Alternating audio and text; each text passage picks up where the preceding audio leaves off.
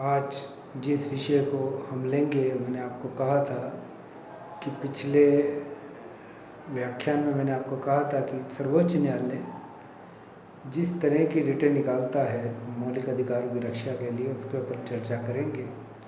तो अनुच्छेद 32 को हम एक बार फिर पुनर्अवलोकन करेंगे।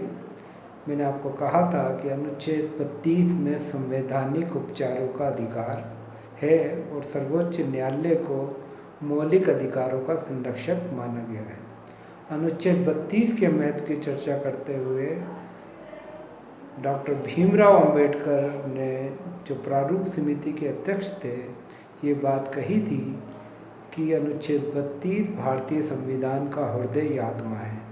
यानी मौलिक अधिकारों की रक्षा के लिए जो संवैधानिक उपचारों की जो व्यवस्था है भारतीय संविधान में, अनुच्छेद 32 वो भारतीय संविधान की आत्मा या हृदय है। तो अगर और इस संदर्भ में अनुच्छेद 32 में ये बात कही गई, यदि किसी नागरिक के अधिकारों का हनन होता है तो वह सर्वोच्च न्यायालय में आवेदन कर सकता है और सर्वोच्च न्यायालय को 5 तरह की रिटें निकालने का अधिकार होगा। जो 5 तरह की रिटें हैं, पहली है बंदी प्रत्यक्षीकरण, दूसरा है परमादेश, तीसरी है प्रतिषेध, चौथी है उत्प्रेषण और 5वीं है अधिकार परीक्षा। इस तरह ये जो 5 रिटें हैं जो सर्वोच्च न्यायालय मौलिक, किसी नागरिक के अगर मौलिक अधिकारों का हनन होता है तो उस मौलिक अधिकारों की रक्षा के लिए सर्वोच्च न्यायालय 5 तरह की रिटों को जारी कर सकता है। तो ये रिटें क्या हैं? सबसे पहली रिट है बंदी प्रत्यक्षीकरण। बंदी प्रत्यक्षीकरण का अर्थ है कि यदि किसी नागरिक को बंदी बनाया जाता है तो उसके कारणों पर विचार किया जाना चाहिए न्यायालय द्वारा कि क्या उसे बंदी बनाया गया है, उसके पर्याप्त कारण हैं अथवा नहीं। तो इस रूप से बंदी प्रत्यक्षीकरण न्यायालय का यह अधिकार है कि वे किसी भी व्यक्ति को, यदि वे कार्यपालिका द्वारा बंदी बना दिया गया है तो वे उसकी वैधता पर विचार कर सकते हैं। इसी संदर्भ में अनुच्छेद 20 बहुत ज़्यादा महत्वपूर्ण है और अनुच्छेद 21 भी, कि जब इसमें कहा गया जिस भी व्यक्ति को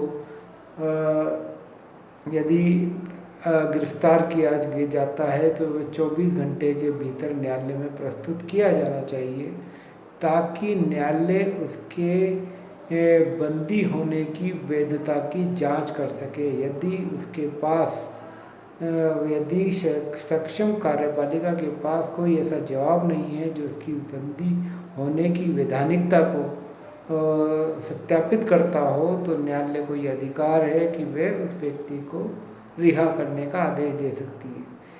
सीधे शब्दों में इसका अर्थ यही है कि किसी भी व्यक्ति को कार्यपालिका या पुलिस द्वारा 1 दिन से ज़्यादा बंदी नहीं बनाया जा सकता। 1 दिन से ज़्यादा बंदी बनाने के लिए या गिरफ्तारी करने के लिए या न्यायालय में रखने के उसमें रखने के लिए, बंदी गृह में रखने के लिए उसे न्यायालय की आज्ञा की ज़रूरत पड़ेगी। दूसरा है परमादेश। परमादेश का मतलब है जब कोई पदाधिकारी सार्वजनिक कर्तव्य का निर्वाह नहीं करता है तो परमादेश लागू किया जाता है। यदि किसी कोई पदाधिकारी सार्वजनिक पद पर है और वह सार्वजनिक कर्तव्य का निर्वाह ढंग से नहीं करता है तो न्यायालय उसके खिलाफ परमादेश रिट जारी कर सकते हैं और उसे कर्तव्य का पालन करने के लिए निर्देश दे सकते हैं। तीसरा है प्रतिषेध, जिसका अर्थ ये है कि सर्वोच्च न्यायालय तथा उच्च न्यायालय द्वारा निम्न न्यायालयों पर यह जारी किया जाता है कि वे अपने अधिकार क्षेत्र के बाहर या अपनी सीमा से बाहर जाकर कार्य कर रहे हैं तो उस कार्य को रोक दें। यानी सर्वोच्च न्यायालय और उच्च न्यायालय, सुप्रीम कोर्ट और हाई कोर्ट को ये अधिकार मिलता है कि वो अगर निम्न न्यायालय द्वारा, नीचे के न्यायालय द्वारा कुछ कार्य ऐसा किया जा रहा है जिसमें उनके अधिकार, वो अपने अधिकारों से बाहर जाकर या अपनी सीमाओं का अतिक्रमण कर कोई कार्य कर रहे हैं, न्यायिक कार्य, तो वे रोके जा सकते हैं। ये प्रतिषेध है। चौथा है उत्प्रेषण। उत्प्रेषण का अर्थ है किसी विवाद को निम्न न्यायालय से उच्च न्यायालय में भेजना। यदि मान लीजिए कोई ऐसा विवाद है जिसमें निम्न न्यायालय या नीचे के स्तर का न्यायालय, निम्न स्तर का न्यायालय अपनी शक्ति का दुरुपयोग कर रहा है या अपने अधिकारों का सही ढंग से उपयोग नहीं कर रहा है, तो उच्च न्यायालय उसे अपने उस विवाद को अपने पास मंगवा सकते हैं और उस पर निर्णय ले सकते हैं, जिसमें उच्च न्यायालयों को ये शंका हो जाए कि वह इस विवाद के संदर्भ में निम्न न्यायालय पर्याप्त रूप से संवैधानिक कार्रवाई नहीं कर सकते। और पाँचवां है अधिकार परीक्षा, जिसका अर्थ ये है कि कोई पदाधिकारी उस पद पर कार्य कर रहा है जिस पद पर कार्य करने का उसे वैधानिक अधिकार नहीं है, तो अधिकार परीक्षा की रिट जारी की जा सकती है। यानी कोई व्यक्ति उस पद पर कार्य कर रहा है जिस पद पर वे कार्य करने के लिए वैधानिक रूप से अधिकृत नहीं है, तो उच्च न्यायालय द्वारा अधिकार परीक्षा की रिट ऐसे व्यक्ति के विरुद्ध लाई जा सकती है। तो ये 5 तरह की रिटें सर्वोच्च न्यायालय मौलिक अधिकारों की रक्षा के लिए लागू कर सकता है, और ये 5 इसीलिए और इसके 5 रिटों से ही मौलिक अधिकारों की सुरक्षा सुनिश्चित की जा सकती है। तो ये बात हमें समझना चाहिए कि इसी वजह से डॉक्टर भीमराव अंबेडकर ने अनुच्छेद 32 को भारतीय संविधान का हृदय या आत्मा कहा था।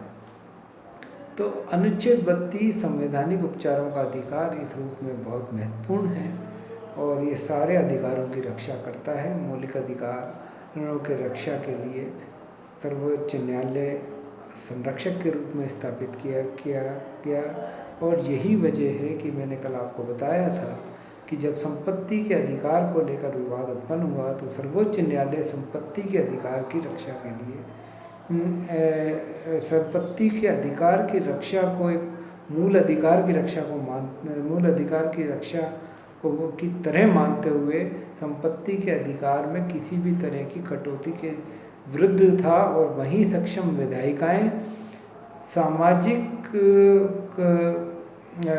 सामाजिक न्याय के लिए व्यापक स्तर पर जब आर्थिक विषमताएं समाप्त करना चाहती थी तो वे ऐसे विधायन ला रही थी जिसके द्वारा संपत्ति के अधिकार को क्षति पहुंचती। अब ऐसी स्थिति में जो विरोध उत्पन्न हुआ, जो भारत में एक संवैधानिक विकास का क्रम 1951 से चला और 1978 तक, जब तक संपत्ति के अधिकार को एक मौलिक अधिकार के रूप में समाप्त नहीं कर दिया गया, ये चलता रहा। और इसका अंत में परिणाम यही हुआ कि संपत्ति के अधिकार को एक मूल अधिकार के रूप में समाप्त करना पड़ा।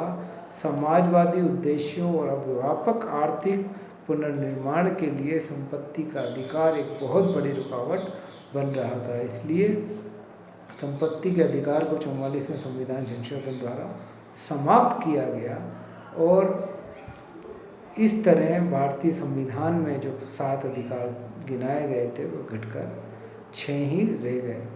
एक लंबा संवैधानिक विकास हम गोलकनाथवाद या केशवानंदवाद में भी देखते हैं, के परिदृश्य में भी देखते हैं, जिसकी चर्चा हम आगे किसी व्याख्यान में करेंगे कि गोलकनाथ विवाद और केशवानंद विवाद क्या था।